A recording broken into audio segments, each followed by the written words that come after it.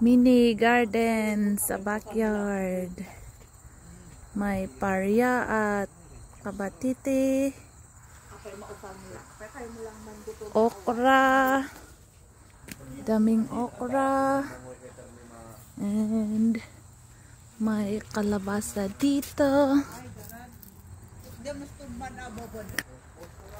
And then maraming mga eggplants pa dito. Ito mga broccoli, pepper, and meron pang beans doon. Yun yung kabatiti doon. Meron pang mga tomatoes, pero wala pa, maliliit pa sila.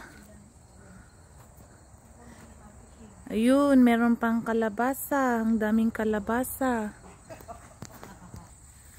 Ito pa yung beans, pero wala pa, maliliit pa sila. Ayun.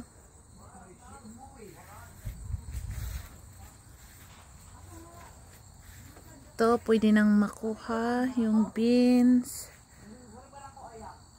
Dito sa may beans, meron din silang gabi. Oh, ang lalaki na. Laki na yung gabi. Meron pang mga sili doon na panigang. Ayun, ang daming mga tanim. Ayun. Ayun. Puro gulay lahat. Itong mga okra, maliliit pa. Hindi pa pwedeng makuha. Ang dami.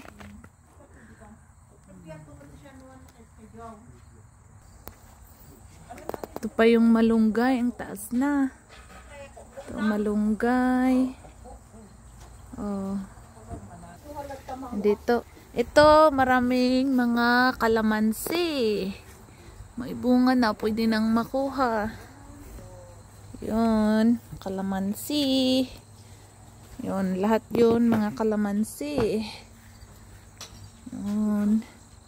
Andun na yung mga kabatiti at saka parya.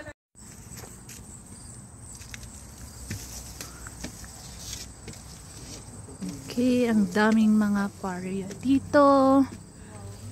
Yun, maraming bunga.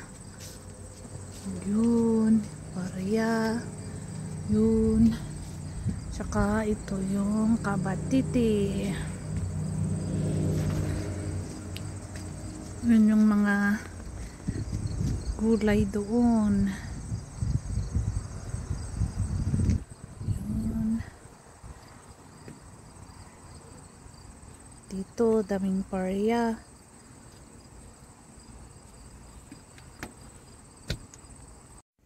Ito yung mga gulay na na-harvest sa mini garden. May broccoli, zucchini, kalabasa, may upo,